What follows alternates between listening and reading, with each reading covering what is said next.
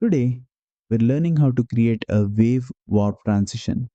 This dynamic and stylish effect adds a wavy distortion between clips, perfect for creative edits. Let's dive in. Start by placing two clips back to back on your timeline. Head over to the effects library on the top left of the edit page. Under video transitions, search for warp, drag and drop the warp transition between your clips. You'll instantly see the wavy distortion effect applied during the transition. To adjust the duration of the transition, simply drag its edges on the timeline to make it longer or shorter.